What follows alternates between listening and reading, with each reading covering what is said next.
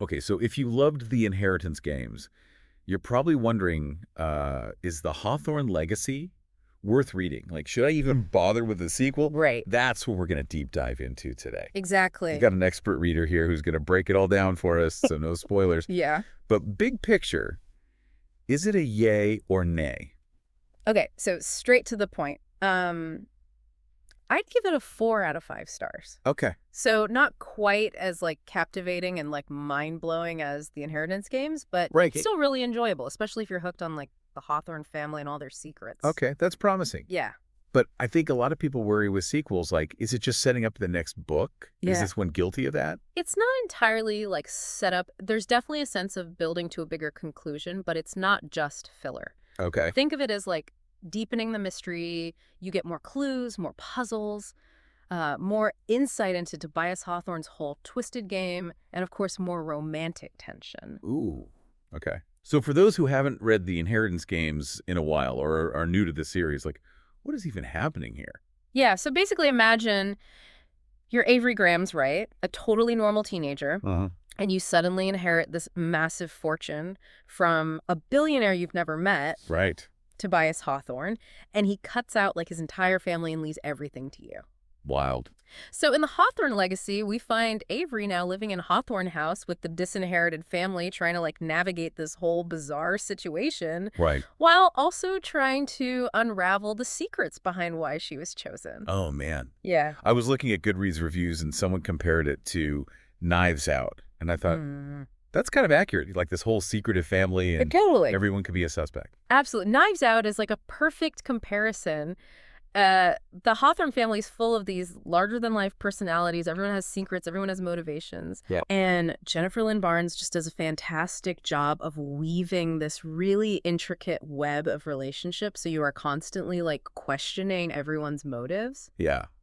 So good. Okay, and then there's the whole love triangle, Yes. which is very common in YA. Yes. But I always thought it was weird with Avery and the Hawthorne grandsons because it's like, are they even allowed to date? Right. Like it's a little creepy. Yeah. But Barnes addresses that like head on. Yeah. DNA testing plays a big role in this book, and without giving too much away, it becomes clear which Hawthorne brothers are actually related to Avery and which ones aren't. Okay, that makes me feel a little less weird about it. Yeah, yeah.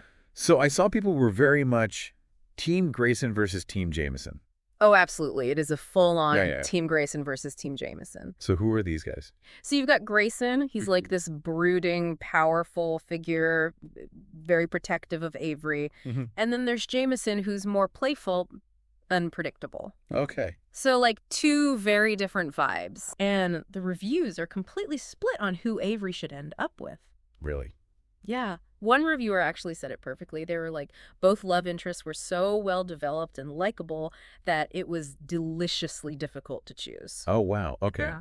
I love that. Yeah. I also saw some harsher reviews, though. Oh, yeah. People saying the plot twists were dumb or Avery was, like, robotic. Yeah. How do you, like, explain such different reactions? Well, I think some of it comes down to the pacing. Okay. This book has a very different rhythm than the Inheritance games. The first half is much slower. Okay. It focuses on Avery adjusting to life as a billionaire, dealing with paparazzi threats, the pressures of like Hawthorne House. Oh, wow. So it's not till the last like 40 pages that the action really explodes. Okay. Which, to be fair, is similar to how the first book unfolded, but Yeah, so if you're looking for, like, constant action, yeah. you're going to be disappointed. Exactly. This is more of a slow burn, like the suspense builds gradually as you piece together these clues and you uncover the family secrets. What about the puzzles? Did those feel fresh or rehashed? There is definitely a sense of familiarity. You'll encounter similar elements like secret passageways, hidden messages written in invisible ink. Okay. But Barnes manages to put a new spin on things so they still feel challenging and intriguing. Right. And they're woven into the plot in a way that reveals new information about Tobias Hawthorne and his whole twisted game. So they're not just random puzzles. No, they're actually like driving the story forward. Okay. I was looking at the reviews, and people seem to love the Hawthorne brothers. Oh, they're amazing. What stood out to you about them? Well, they're all incredibly complex and well-developed, which is probably why they evoke such strong reactions from readers. You've got Grayson, he's like this classic brooding hero. One reviewer said he drips power, and I couldn't agree more. Ooh. Yeah, he's arrogant, yes, Mhm. but there's also this sense of honor and vulnerability. Okay, so the bad boy with a soft spot. Definitely. And a lot of readers, myself included, find that irresistible. And then there's Jameson, who's the complete opposite. Okay. He's charming, playful, always knows how to make Avery laugh. One reviewer called him a precious cinnamon roll. Wow. I think that sums him up perfectly. Okay, and I imagine they clash a bit, Oh, absolutely. especially competing for Avery. Totally. And then you have Xander, the third brother. He's kind of the more level-headed one. Right. He provides a nice balance to the intensity of Grayson and Jameson. Okay. He's kind of the voice of reason in all the chaos. I saw some reviews saying both Grayson and Jameson were, like, bland. Yeah. It's amazing how subjective character preferences can be, right? Yeah. It really just comes down to, like, what you're looking for in a fictional boyfriend, I guess. That's true. Yeah. So it sounds like the Hawthorne brothers are a big draw, but maybe not for everybody. Exactly. If you're into complex, flawed heroes and enjoy a bit of a love triangle, you'll probably be captivated. Right. But if you prefer your characters a bit more straightforward, they might not resonate as strongly. Yeah. Yeah, it's so interesting how people have such strong opinions about the characters. I know, right?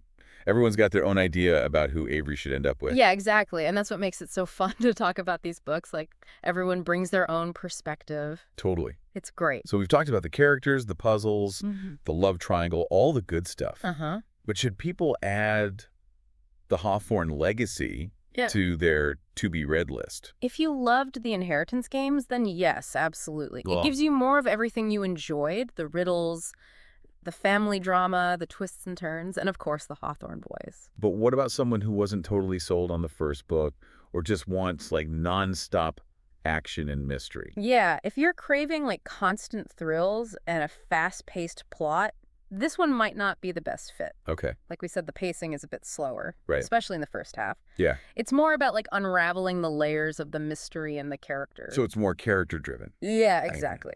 If you enjoy books where the characters and the relationships are just as important as the mystery itself, you'll really appreciate the Hawthorne Legacy. So it's all about knowing what you're getting into. Exactly. It's like choosing between a slow burn mystery versus an action-packed thriller. Right.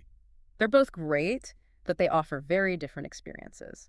Before we move on, anything else about this book that really stuck with you? One thing that really struck me was how this book explores like family legacy and the weight of expectations. Okay. You know, Avery is thrown into this world of wealth and privilege, but she's constantly reminded that she doesn't truly belong. Ooh. She's an outsider. Yeah. And the Hawthorne family, with all their secrets and baggage, they represent this legacy that she's both drawn to and kind of repelled by. So there's like some deeper meaning there. Exactly. It's not just a surface level mystery. There's some real thematic depth. And you mentioned this earlier, but one reviewer had this theory that Avery won't actually end the series as a billionaire. Oh, yeah. What do you think about that? That's a wild theory, right? Yeah. It would be a huge twist. I've been trying to figure out how that could even happen. Right. But Jennifer Lynn Barnes is known for her unpredictable plots, so who knows? It makes you think, like, what if everything she's fighting for is taken away? Right. And it would force her to confront who she is without the Hawthorne fortune. Yeah. Like, would she still be the same strong, independent woman? Would she still have the same goals? That's a really good question. Yeah, I guess we'll have to wait and see. exactly. This book definitely ends on a cliffhanger. Oh, yeah. Huge cliffhanger. So many unanswered questions. Tons of unanswered questions. The mystery surrounding Tobias Hawthorne's past, the love triangle, the potential threats to Avery. It's all still up in the air. So for someone on the fence about reading the Hawthorne Legacy, is it worth their time? If you're looking for a light, fluffy read with no substance, then maybe not. Okay.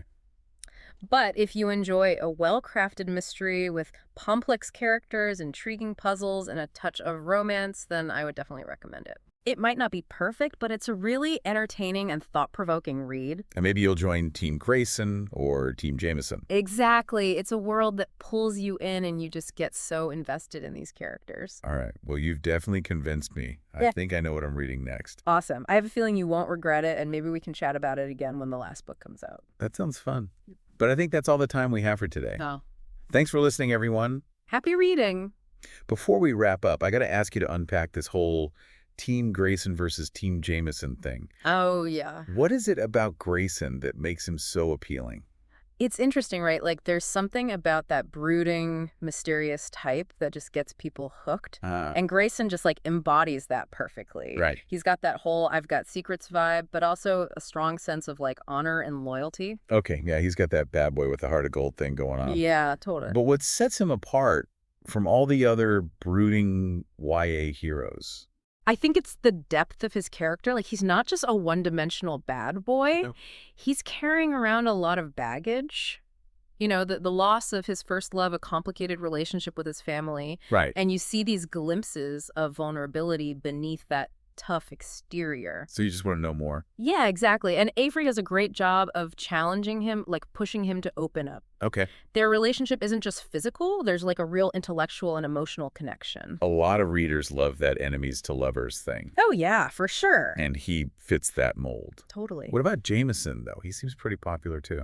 Jameson is like sunshine after a storm, you know? Okay. He's charming, playful, always knows how to make Avery smile. Right. He's the kind of guy who just like brightens up every room. Okay, so Grayson's the smoldering fire and Jameson's the warm sunlight. Yeah, that's a great way to put it. Okay. They both have their strengths and weaknesses, and it really comes down to what kind of hero you're drawn to. Right. Like, do you want the brooding, mysterious type who challenges you, or the warm, supportive type who makes you feel safe? It's a tough choice. It is. For Avery and for the readers. Yeah, and that's what makes it so engaging. You can genuinely see the appeal of both relationships. Right. So you're just like constantly guessing. Okay, well, you've sold me on this book. Awesome. It sounds like the perfect mix of mystery, romance, and family drama. And don't forget the puzzles. That's right. Those are a big part of the fun, too. It's like you're solving the mystery along with Avery. Exactly. And who knows, maybe you'll figure out the answers before she does. Well, I'm up for the challenge. Yeah, Thanks for taking us on this deep dive into the Hawthorne Legacy. of course. It sounds like a book that'll keep people talking. Oh, yeah, definitely. It'll spark a lot of debate. So to our listeners, if you're looking for a good escape, we highly recommend checking out the Hawthorne Legacy. Yes. You might just get swept up in the world of the Hawthornes and all their secrets. Happy reading.